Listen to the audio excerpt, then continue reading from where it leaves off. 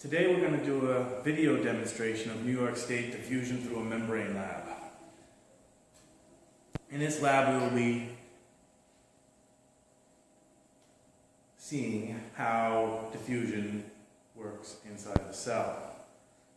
Part one of this lab, which we'll do now, is a demonstration of how to identify a variety of different substances.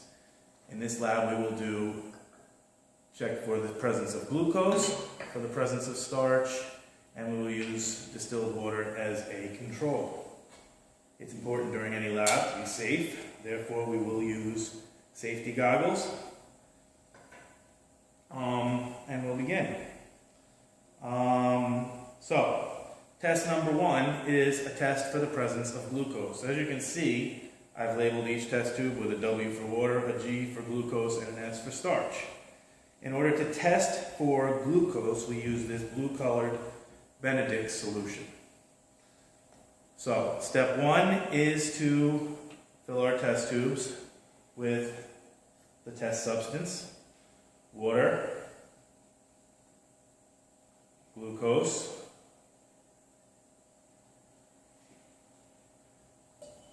and starch.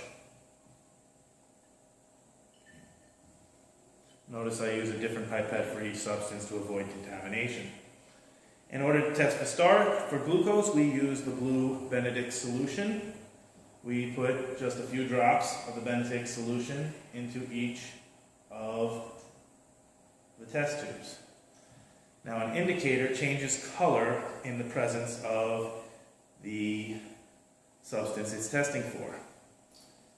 However, Benedict solution does not change color unless it has been heated, so we'll place them in a hot water bath.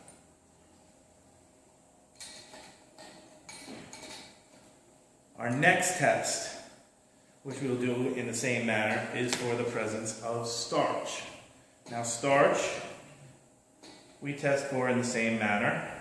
First, we'll test as our control some distilled water. We will place in our glucose test tube the glucose solution, and in our starch test tube we will place our prepared starch solution. In order to test for starch, we use a different indicator called Lugol solution. So, in the presence of starch, this will change color. So we add a drop or two to the water. Notice no change in color. We'll add a drop or two to the glucose. Notice also no change in color. When we add a drop or two of Lugols to the starch, however, we notice a dramatic change in color where it turns immediately from an amber color to a dark blue or almost black. So, let's fill in our chart. For the amber-colored starch indicator solution, in distilled water we saw no change. In starch we saw a change to black, and in glucose we saw no change. Now, a few minutes have gone by and we can check out the results of our first test, which was the test for glucose. So in our control, which was water, notice there's no change in color. In our starch test tube also notice no change in color.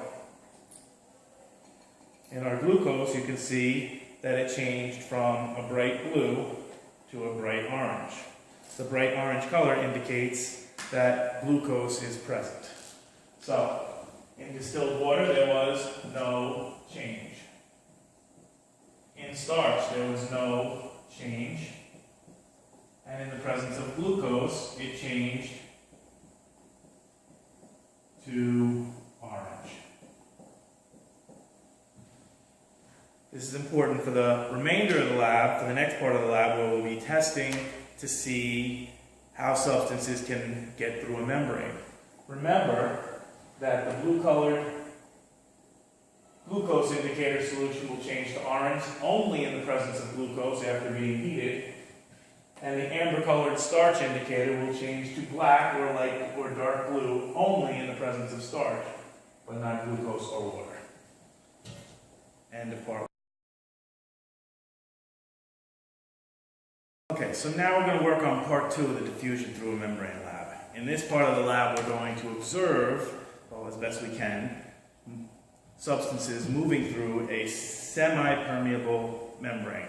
This is dialysis tubing. It allows some stuff to go through, but keeps some stuff inside. It does this because there are tiny microscopic holes which small substances can get through, but yet large substances cannot. So, in this section of the lab, we're going to observe some stuff going through the membrane and how some stuff cannot get through. So the first thing we do is we take a piece of this dialysis tubing and we tie a knot in one end to seal it off. Now, second part of this is we need to fill this dialysis tubing, which will act as a cell, with some substances. The first substance we're going to put in the imaginary cell is our starch solution. Now we do remember that in the presence of Lugol's, our starch solution turns black. So we'll put a bunch of this starch solution into the dialysis tubing. Second substance, which we also can test for, is the glucose solution. We will add a bunch of that into our imaginary cell as well.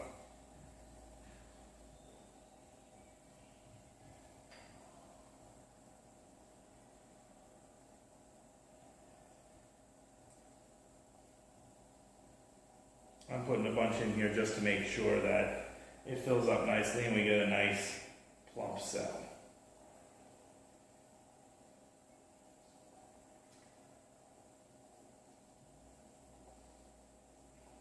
We'll add one more. Alright, so now we filled the inside of our cell. Now, next thing we're going to do is we're going to close off this cell by tying another knot in the dialysis tubing. This should prevent, assuming there's no leaks, anything from getting out. So, with that in mind, we now have a sealed cell. So, first thing I'm going to do is I'm going to clip off the ends of this so it's nice and neat. And the next thing I'm going to do is I'm going to clean it off, make sure there is no starch or glucose on the outside of this cell to contaminate our results. So,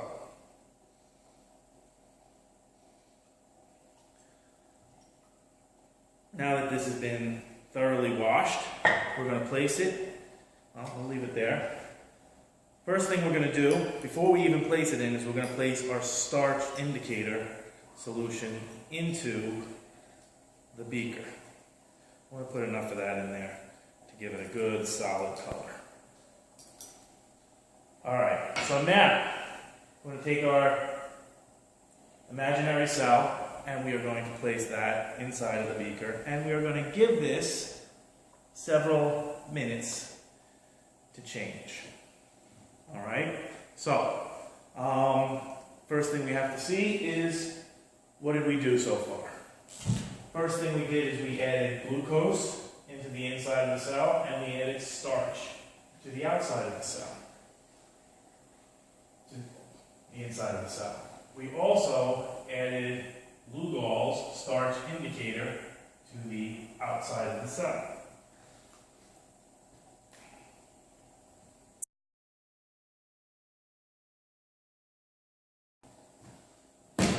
Alright, now about 10 minutes has elapsed, and as you can see, there has been a dramatic change in our imaginary cell here.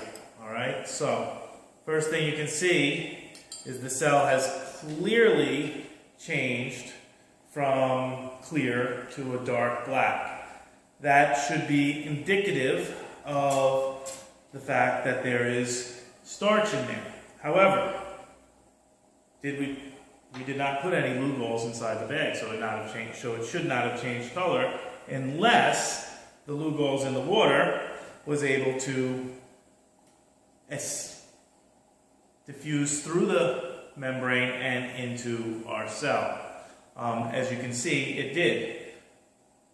Well, one indication is maybe there's a hole in the bag. However, if there was a hole in the bag, we would expect that the starch would have also gotten out of the cell and into the water, in which case the water would have also turned black. So, this shows the selective permeability of the dialysis membrane in that it allowed the Lugol solution to get into our cell. However, the starch solution was unable to get out. This is because the Lugol solution, in fact, is a very small molecule that can pass right through the microscopic holes in our dialysis tubing, whereas starch is a very large molecule which cannot get out. Now, the other thing that we tested for was glucose. All right, we put glucose inside the cell. In order to test for glucose, we need to heat up some of the water with our Benedict solution. All right, so let's take a little bit of our water here, add it to a test tube,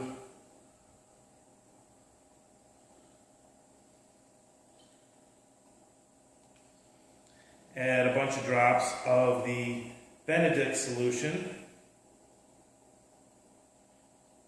and test that by placing it in the hot water bath. Now this should take several minutes for the water to heat up, so we'll come back after.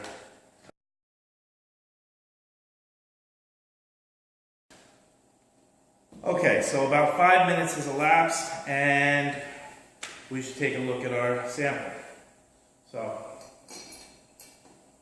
as you can see, after about 5 minutes, the water is heated up and our glucose indicator has turned our test tube to a bright orange color.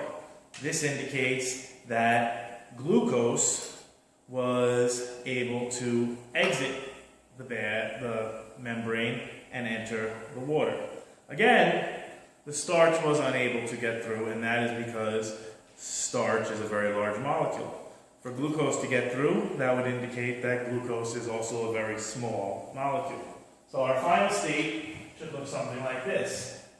We have glucose and starch on the inside of the cell. We initially have Lugols outside. What we would notice is that the Lugols has entered the cell through diffusion. So we will have Lugols on the inside, thus the inside of the bag turns black. However, the starch could not get out, so the outside water remains amber colored. Also, through testing, we have noticed that the glucose was able to escape the bag through diffusion, and we were able to test that by using the Benedict solution. So, this concludes